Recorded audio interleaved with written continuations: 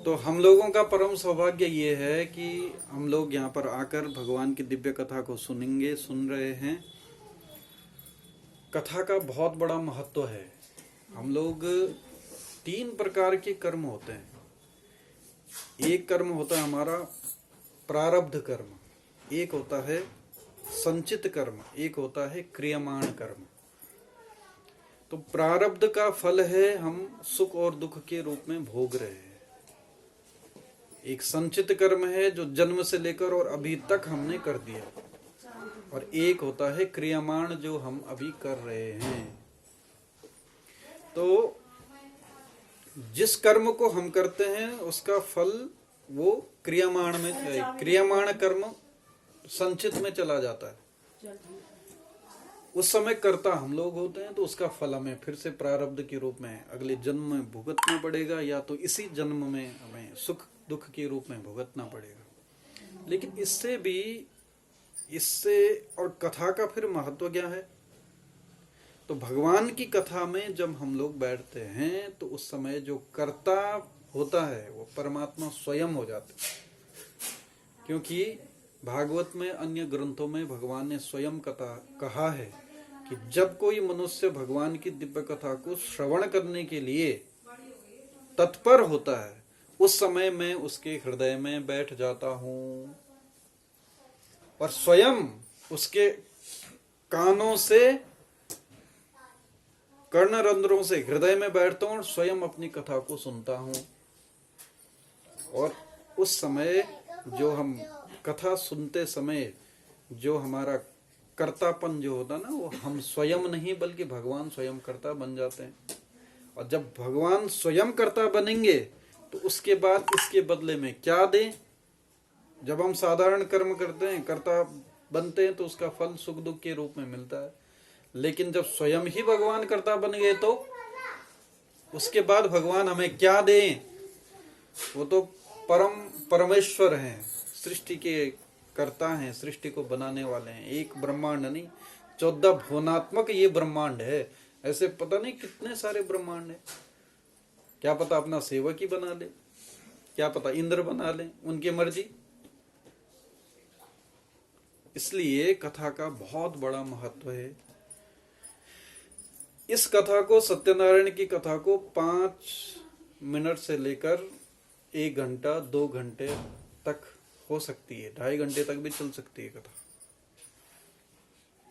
क्यों बनाया ऐसा? क्या कारण है ऐसा जो कि सत्यनारायण की व्रत की कथा को केवल आधा घंटे का, 1 घंटे का बना दिया?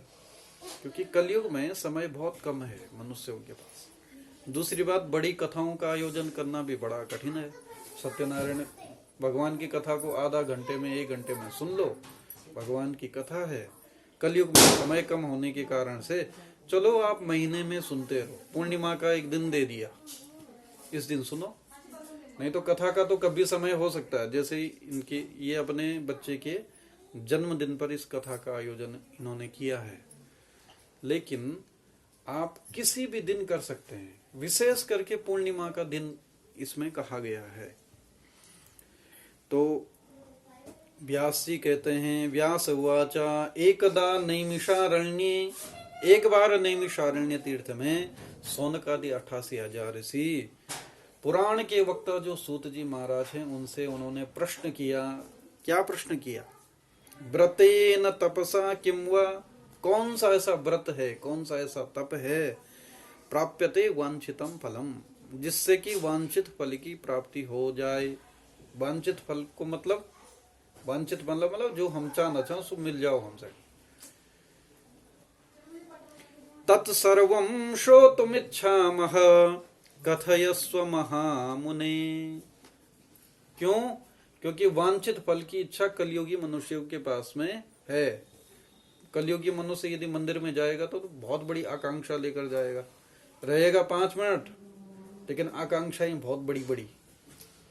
इसलिए कलयुग को सामने रखते हुए ये ऋषियों ने ये प्रश्न किया। ऋषियों को चाहिए कुछ नहीं, ऋषेन ज्ञानेन भाति। ऋषि लोग बड़े ज्ञानी होते हैं, और वो कथा जब सुनते हैं तो अपने कल्याण के लिए बल्कि दूसरों के जगत कल्याण के लिए उनके मन में भाव होता है, इस कारण से कथा इसलिए सुनते हैं, उनको कुछ नहीं चाहिए।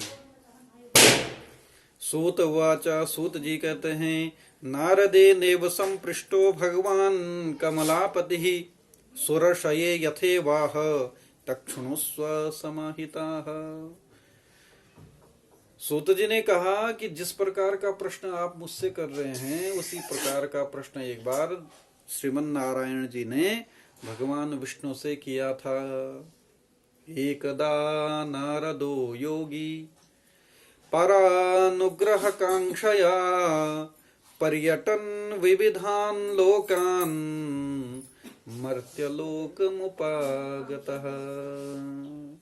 एक समय की बात है, नारद जी परानुग्रह कांक्षया, दूसरों पर आकांक्षा, दूसरों पर कृपा करने के लिए कैसे इनका कल्याण हो, इस आकांक्षा को लेकर पर्यटन विविधान लोकान, बहुत सारे लोकों में गए।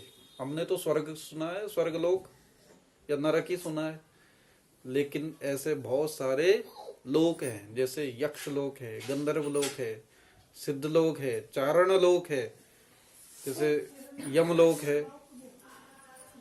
उसी प्रकार से कई सारे लोक हैं। तो बहुत सारे लोकों में घूमते घूमते कहाँ आए? मर्त्यलोक मुपागत, इस पृथ्वी लोक में आए। यहाँ क्या देखा?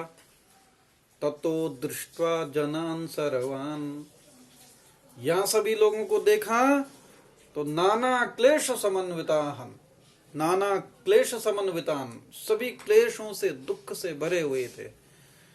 नाना योनि समुत्पन्नान, अपने कर्म के द्वारा विविध योनियों में घूम रहे हैं, सुख दुख भोग रहे हैं। कोई कुत्ता है तो कोई बिल्ली है, कोई मगरमच्छ है तो कोई कछुआ है, कोई चींटी है, कोई जानवर है, कोई पौधा है, कोई पहाड़ है। इस प्रकार से कोई मनुष्य है, कोई राक्षस है तो जानवर है, अनेक विविध योनियों में 84 लाख योनियों का वर्णन है।